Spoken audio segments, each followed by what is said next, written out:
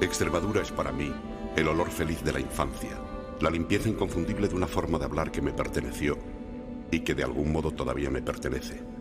El susurro perdurable de una legión de antepasados que sobreviven en mí, la hospitalidad antigua de la gente, el color de los atardeceres inacabables del verano, el recuerdo imposible de una patria perdida. Extremadura es para mí el mundo, el mundo.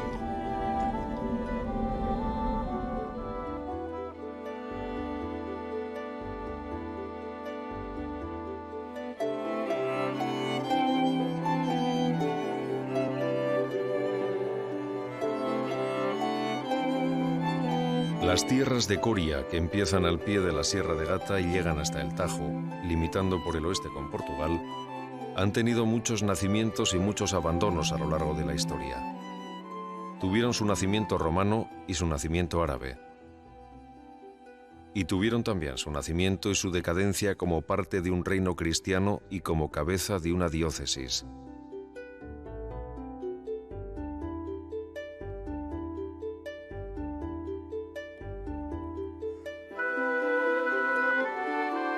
Cuando se expulsó a la morisma y fue librado de las gentes de Mahoma, lo que se quedó fue un territorio sin apenas nadie. Solo encinares extensos y ríos que venían del norte.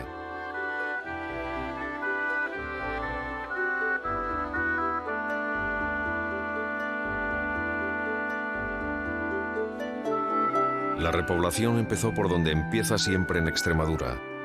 Primero se repobló de nobles guerreros y clérigos guerreros.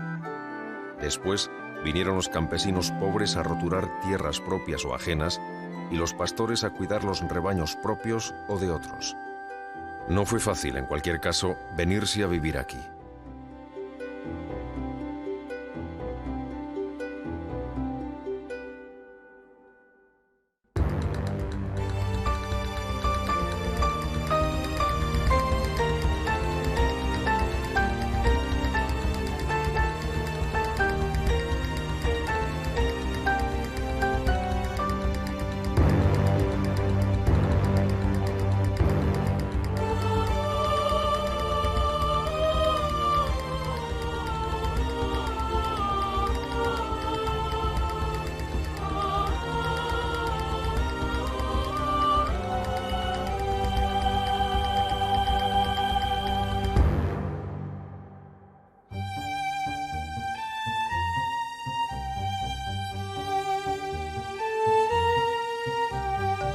La curva del Alagón, con la catedral en todo lo alto, encaramada sobre un cerro escarpado que vigila la fértil vega, es hoy una de las imágenes más conocidas de Coria. Un retrato simple y preciso de la belleza y la monumentalidad de la ciudad, que ha escrito sobre el pasar de las aguas toda su historia. Los orígenes de Coria son remotos, pero la ciudad vetona de los caurienses, como la llamara Plinio, fue pronto la Caurium romana de Ptolomeo, una ciudad próspera que se rodeó de prodigiosas murallas, con 20 torres cuadradas y 4 puertas que hoy dan entrada a su parte histórica.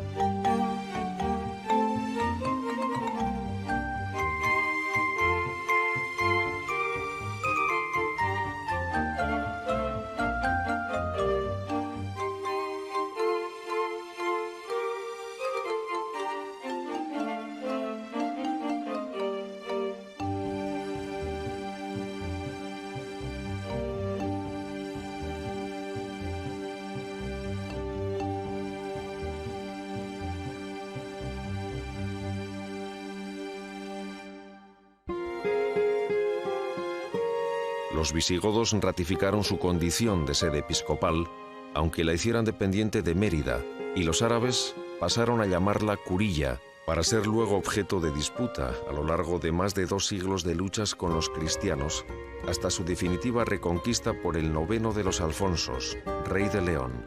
Así, Coria y sus tierras se convirtieron en una frontera convulsa y difícilmente domeñable, cuyo territorio se fue habitando poco a poco en los respiros que daban los enfrentamientos. Aunque en un primer momento se conforma como ciudad de realengo, y se reinstaura su carácter episcopal, las luchas nobiliarias, con el debilitamiento del poder real, hacen a Coria cabeza de condado, en favor primero de la familia Solís, luego de los Álvarez de Toledo y finalmente, como marquesado, de la Casa de Alba. Todos estos avatares están registrados piedra a piedra en sus casas, en su castillo, mandado levantar por el duque de Alba, en sus palacios, en sus ermitas, conventos, cárceles.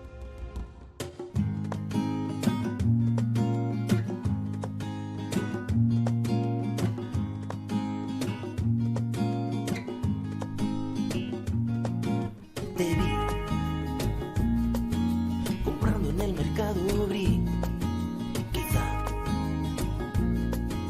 mañana nos pongamos a hablar. Te vi comprando frutas y petit suisse. Tal vez mañana nos volvamos a ver. Yo sé que hoy yo te vi.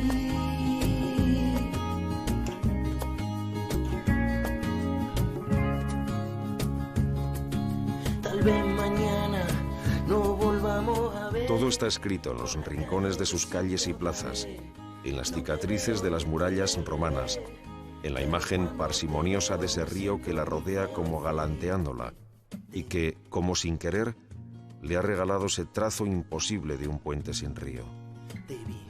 Paisajes, gentes, como el recuerdo del velazqueño Bobo de Coria, y tradiciones, como la del mítico Toro de San Juan.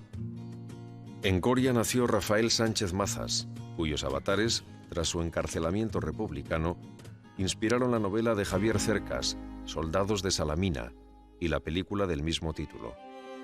Si todo su casco histórico ha sido declarado bien de interés cultural, mención especial merece su Catedral de Santa María de la Asunción, donde, supuestamente, se conserva el sagrado mantel de la Última Cena. Es gótica de transición, con añadidos platerescos y barrocos, un templo magnífico que entronca el gótico final y el Renacimiento, y se remata con una torre diseñada por Manuel de Larra y Churriguera, que fuera autor de la Plaza Mayor de Salamanca. Y aunque el terrible terremoto de Lisboa del año 1755 provocó la caída de la torre, pronto el cabildo hizo que se volviera a levantar el cuerpo de campanas y la media naranja, siguiendo los trazos originales.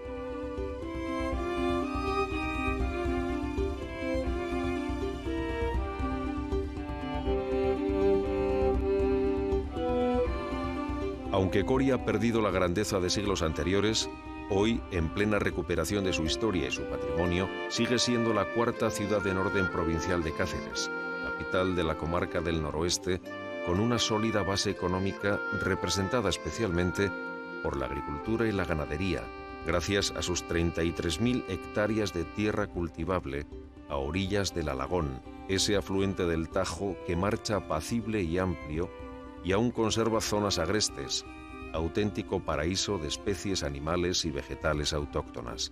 Pocas ciudades pueden presumir de milenarias, y menos mostrar con orgullo la vitalidad de su pasado patrimonial y la riqueza de un entorno que se recrea en los infinitos verdes de su fértil vega, que hizo desde muy antiguo de Coria un enclave codiciado.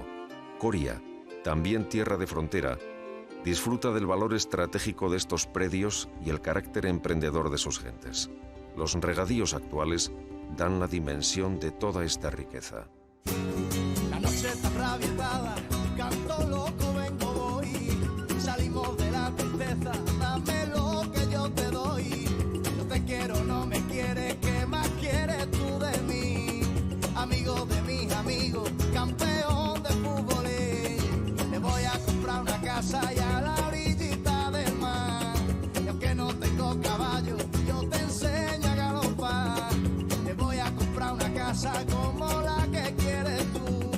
Y aunque no tengamos tele, que yo te pongo Canal Plus. Y tú te vienes a volar, tú te vienes a volar conmigo.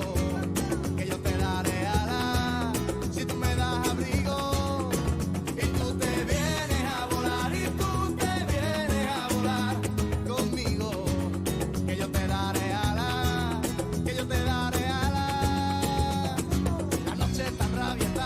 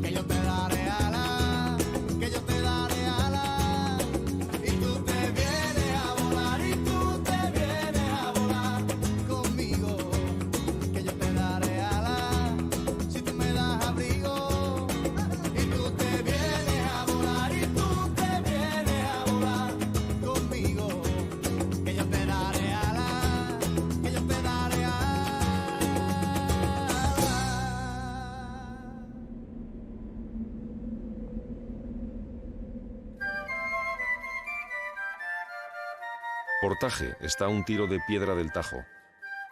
Encajonado entre sierras, sus alrededores se salpican de pequeños huertos junto a viejas vías y caminos hoy casi en desuso, y que hace medio siglo servían para conducir el ganado.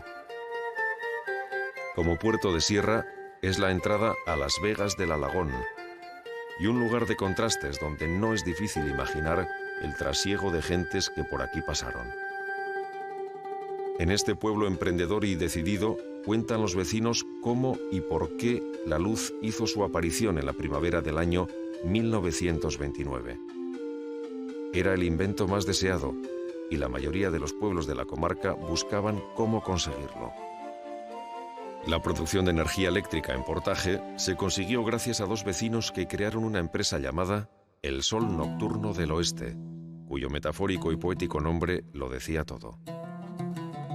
Es esta también tierra de ganaderos. Por la dehesa, entre las encinas y alcornoques, pastan en los campos de Extremadura más de 120 ganaderías de reses bravas que la convierten en punto de referencia obligada en la crianza del toro de lidia. Por esta comarca, en las riberas que bañan los ríos Árrago y Alagón, se alojan algunas ganaderías especialmente significativas, como los Victorino y los Sánchez Covaleda.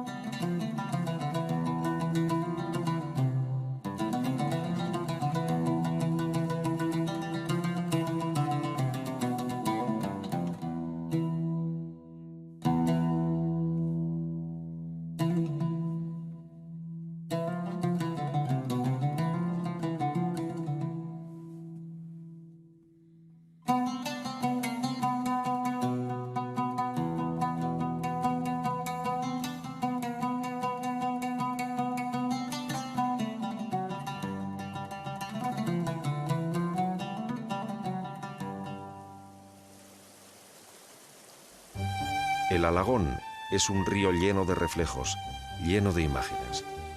Es un río lleno de color, del color verde del tabaco, amarillo del maíz, rojo del tomate o del pimiento o blanco del algodón.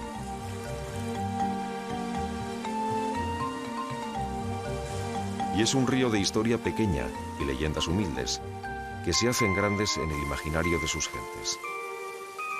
Nadie duda, además, que sea un río emblemático con la fuerza que le otorga el unir la bravura de las sierras del norte con la serenidad de los llanos que desembocan en el Tajo. Con su eterna inquietud, inventó un valle ancho y fértil que el tiempo y el hombre convirtieron en próspero.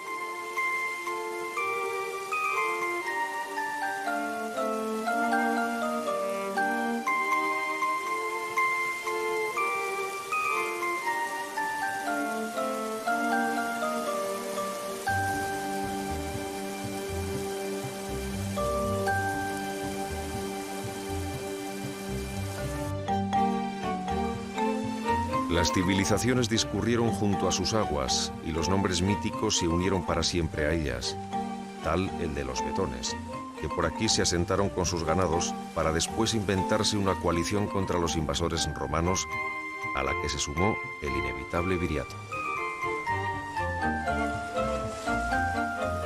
Coger un poco de agua en las manos y ver las imágenes que encierra es leer la deriva por la que han ido estas tierras, donde los romanos se encomendaban a la diosa Salus, la divinidad de la salud, de la vida favorable.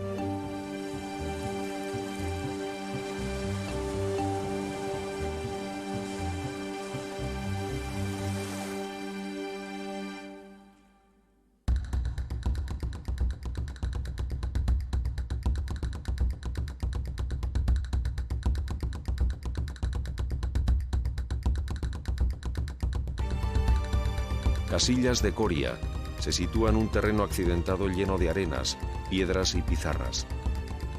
Su nombre es humilde, pero no así el paisaje que la rodea.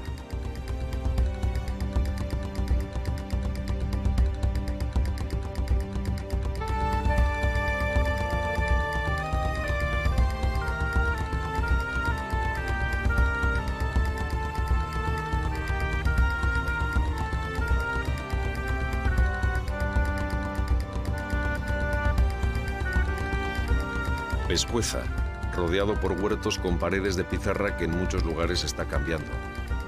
Como las casas que dejan su antigua fisonomía de paredes de pizarra lucidas con cal y blanqueadas, por otra más moderna de ladrillos y cemento.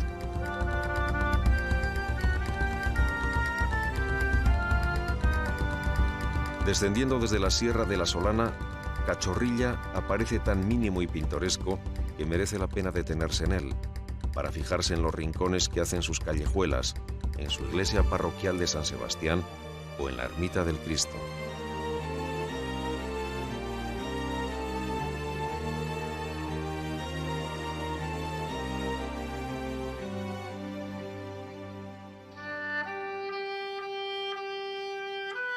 Decir Canchos de Ramiro es hablar de uno de los lugares más secretos y sugerentes de Extremadura.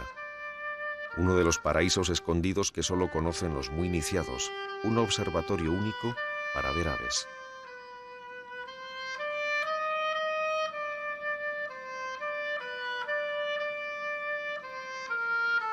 El Alagón se mete entre estas enormes moles de piedra hasta quedar convertido en una boquera de 2 docenas de metros.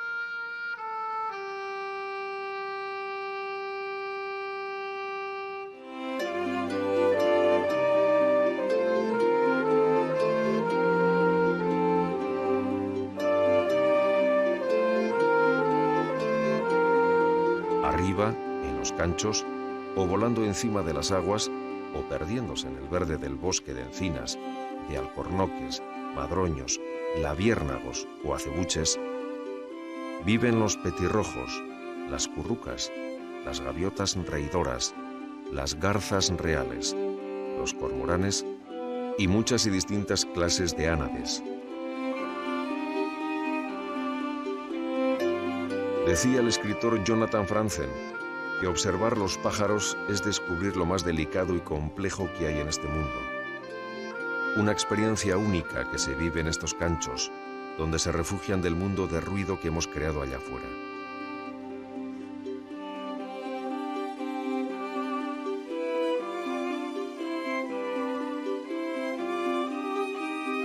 Arriba, desde el granito dorado y musgoso, desde las cornisas y pináculos más recónditos, los ojos de los buitres nos observan.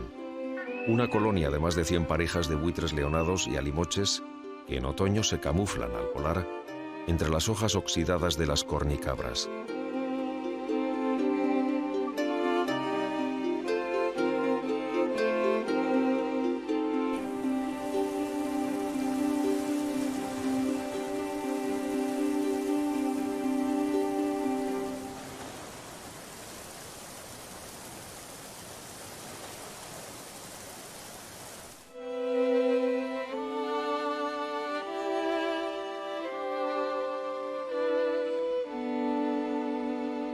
Por Ceclavín, estamos en las tierras de la Orden de Alcántara, en el curso final del Alagón.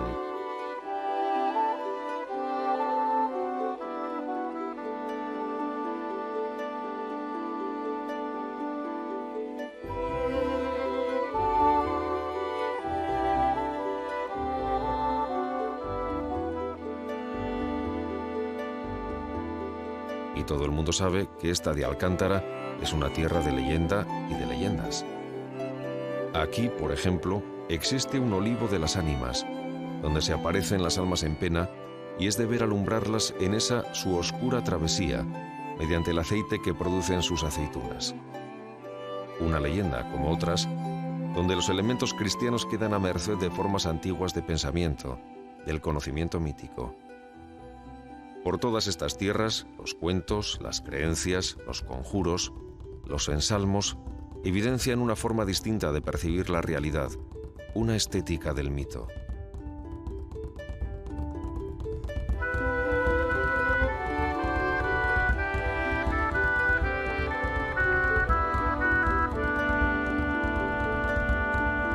Si la raya en Badajoz es algo líquido, en estas tierras de la Alta Extremadura es tierra inmensa a una parte y tierra inmensa a la otra. Tanta inmensidad se traga los ríos y hace pequeños los accidentes. Y tanta lejanía tuvo que ver mucho con la humildad de su gente y con su pobreza.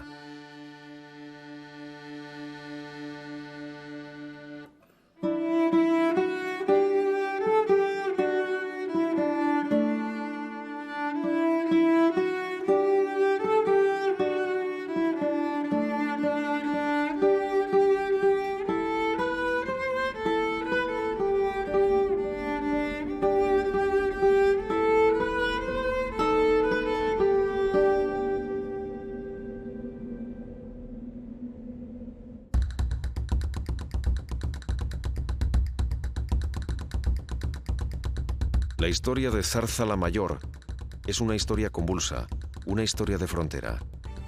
Separada de Portugal por el río Eljas, su devenir está unido a los saqueos y destrucciones de los ejércitos lusos que la arrasaron más de una vez. Tanta desgracia hizo que el lugar quedara deshabitado durante algún tiempo, aunque inevitablemente los zarceños volvían a construir otra vez las iglesias, los palacios y las casas. Zarza-la-Mayor se sitúa a la sombra del castillo de Peñafiel, en cuyas ruinas, y en la noche de San Juan, aseguran que se aparece una joven mora que tiene un misterioso talismán que le permite convertirse en rana o en paje para seducir a las mozas más hermosas hasta llevarlas a la locura.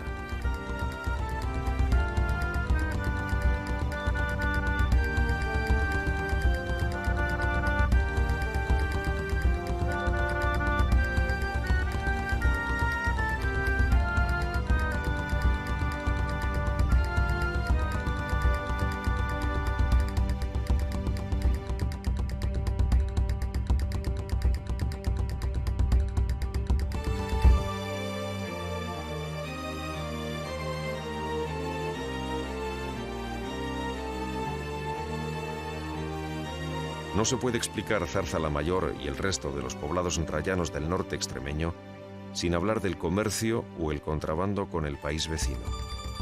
Porque la historia de la frontera es la historia de la supervivencia, de los trabajos y las argucias del que no tiene otro modo de subsistir.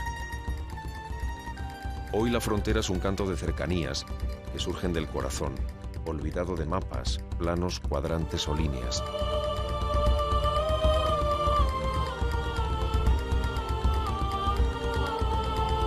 Con la realidad de una Europa unida, la raya se rompe entre el viento y el agua y recupera su primigenio estado, el que marca esta naturaleza común y una especial forma de ser y de vivir.